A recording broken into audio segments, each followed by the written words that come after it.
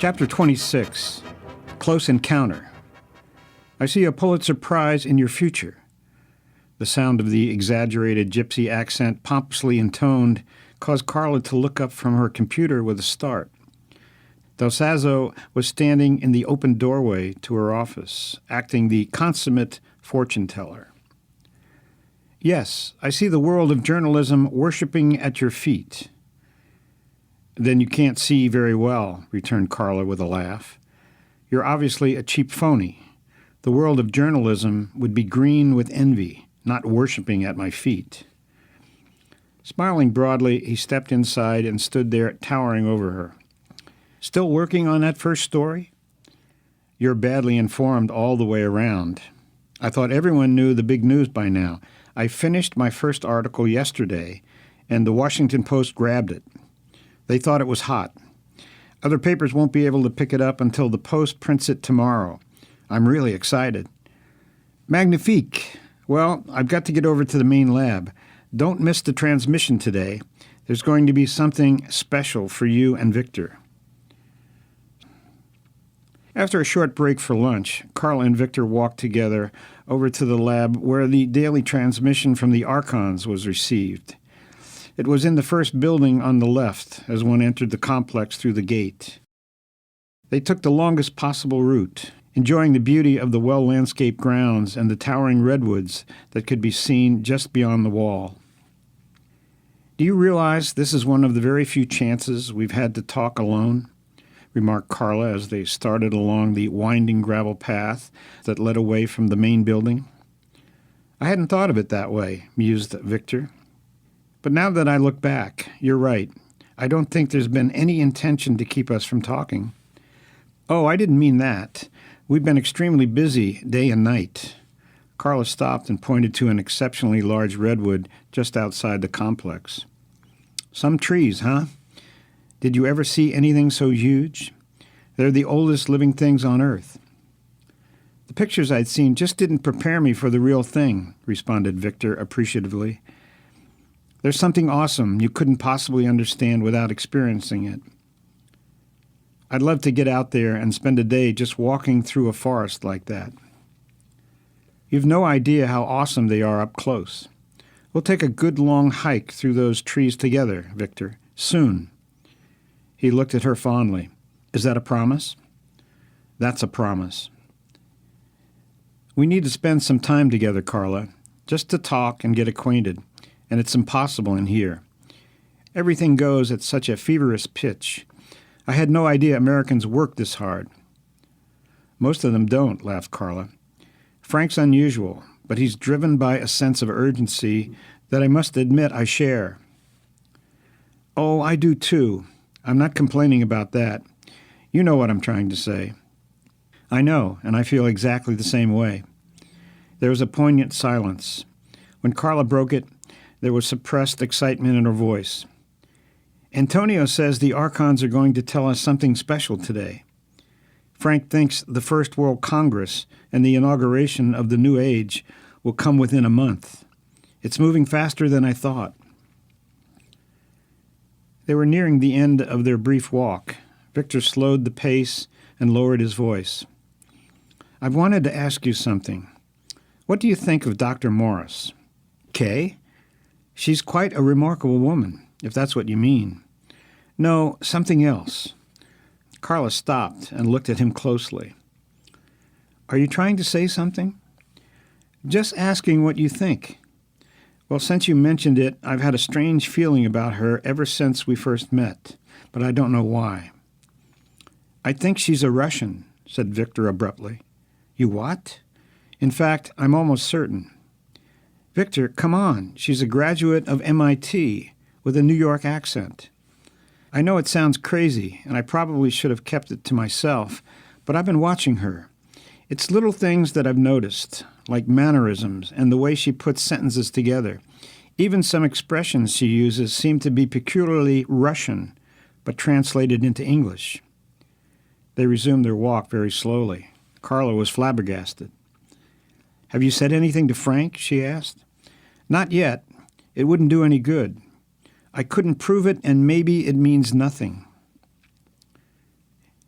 She left Frank's office that night about 30 minutes before Carla began, then stopped. No, it's not fair to even think such thoughts. After all, she's the director of the labs, and she works as hard as Frank. She's really committed. Do you think Frank's in love with her? So, you picked up on that too. He's smitten for sure, but I think she's very careful not to show too much feeling in public. People do fall in love. Her shoulder brushed against Victor's. Their eyes met and held for the briefest of moments. I've talked to Mike, continued Victor, and he says he's certain that someone on the inside shot the guards and let Chernoff in, but not to mention it to Frank. Is that because he thinks Kay might be the one? Why didn't you ask him? I couldn't do that. I really feel bad about this whole conversation, said Carla. It isn't fair to Kay. She struggled to find the words. Their walk had taken them behind the building. Before Carla could finish that sentence, they came around a corner just in time to see Leighton, who had hurried directly across the lawn, approaching the front door of the lab and elope. We'll talk about it later, whispered Carla. Well, look who's been out for a stroll, exclaimed Frank, obviously in good spirits. I'm sorry you two haven't had time to get better acquainted. He pulled the door open and motioned for them to enter. You make a very handsome pair. We'll accept that compliment, laughed Carla as she put her arm through Victor's. He blushed slightly and looked pleased. Entering the lab, they took their seats quietly. As usual, Del Sasso was already in place. Dr. Morris and an assistant were in the process of connecting wires from various parts of his body to a bank of monitoring equipment. As soon as that was done, the assistant left. Only the inner circle could be present at these sessions. Antonio went immediately into a trance. He breathed rapidly for a few moments, then settled down to a slow, rhythmic pace. Suddenly his whole body jerked and his head cocked to one side. An eerie and strangely metallic voice began to speak through him at a high pitch. I give you greetings from another dimension, directly adjacent to yours. The recent attack on your installation was a necessary test. You passed it well, but more are to come. The question of entry is a mystery you must confront and solve for your own spiritual growth. Every step is important as we move toward our goal. Carla Batelli's articles will play a key consciousness-raising role. Victor Koryev must give the keynote address at the Congress. It is therefore essential that these two see us for themselves. They may not approach us, but they will be allowed to enter and witness our meeting with the three higher initiates. This will occur at precisely 3:15 this afternoon. At that time, we will announce the date of the coming World Congress. Farewell. The moment Del Sasso came out of his trance, a euphoric Leighton hurried over to Carla and Victor, who were very excited but also confused and apprehensive. Congratulations, exclaimed Leighton. You can't imagine what good news this is. We couldn't really go forward until we had that date, and until the archons accepted you both into the plan. This is going to change your lives forever. What did they mean, see them? Asked Carla. With our physical eyes? I didn't think they had bodies. It has to be a surprise the first time, said Leighton enigmatically. Promptly at 2:30, Leighton herded Del Sasso, Morris, Koryev, and Bertelli into a late-model Cadillac. Frank got behind the wheel with Kay beside him and the other three in the back seats.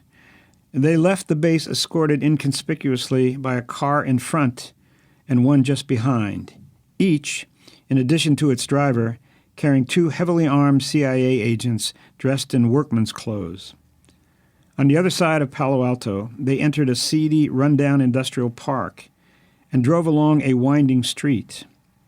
It ended in a cul-de-sac, most of which was taken up by the sprawling grounds of an extensive building, apparently abandoned. There were no cars in the parking lot, and the landscaping was noticeably unkempt. The three vehicles pulled into a drive and parked behind the building. Everyone except the two drivers in the other cars climbed out. "The company owns this property," confided Leighton as they walked around to the front. "Company?" asked Victor. "That's what we affectionately call the CIA." Waving a hand at the rundown appearance, Leighton added, "We purposely let it look abandoned and use it for nothing but these meetings. They come irregularly at the archon's command."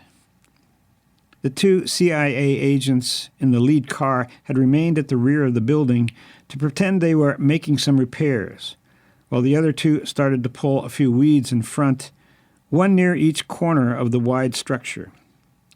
Leighton led the others up a short brick walk to the front door, where he produced a key and let them all in. He turned on no lights, and in the semi-darkness they walked through what had once been an office straight toward a rear door. Leighton paused before opening it. "Carla and Victor," he warned them solemnly, "what you are about to see will shock and perhaps even terrify you. Stay behind us at all times and keep your emotions under control. Don't panic, and under no circumstances try to approach the vehicle. We three will do so at the appropriate time, but for your own safety, you must keep your distance." "Vehicle?" asked Victor. He was literally trembling with fear. They were actually going to see some archons? Carla was eager with anticipation, but at the same time almost afraid to go through the door. "It must be a surprise," said Leighton. "Remember, so don't ask any more questions." Then he added solemnly, "Kay had her initiation here just a week before you two arrived." Opening the door, he led them into what appeared to be a huge warehouse with a very high roof. They stood together just inside for a moment. Then Leighton, Del Sasso, and Morris took 2 steps forward, put their palms together in front of them in the traditional Oriental greeting, and bowed in unison 9 times. Puzzled and fearful, Victor and Carla remained near the door, watching in wonder. Peering around, they tried to adjust their eyes to the dim light that filtered through dusty Venetian blinds drawn tight across lofty skylights. The building appeared to be empty. Suddenly, a vibrating hum began, like 1,000 monks chanting the Om. It seemed to charge the atmosphere with an almost tangible electrical current. Then there it was, as though it had materialized out of thin air. "Look," whispered Victor in astonishment. A giant spacecraft, looking like something out of a science fiction movie and filling the far end of the warehouse, was now hovering just off the floor, its top crowded up against the roof. It was nearly the size of a 747, but without wings and of a futuristic design. Carla nearly fainted from the shock and fright.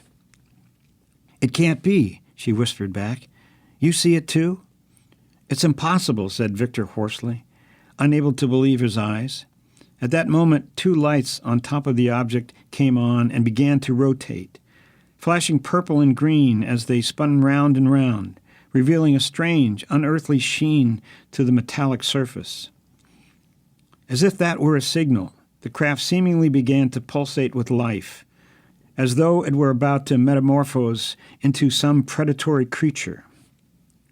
Stricken with an unreasoning terror, Carl and Victor could hardly retain their sanity and stifled the instinct to flee. Involuntarily, they shrank back against the wall.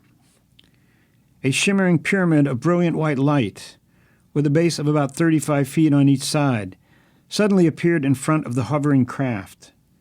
The light had a peculiar radiance that made Carla feel instantly dizzy. The dizziness passed, however, as quickly as it had come.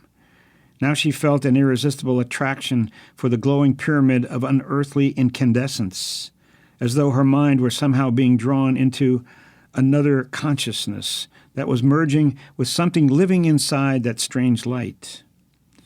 An overpowering presence could now be felt in the warehouse.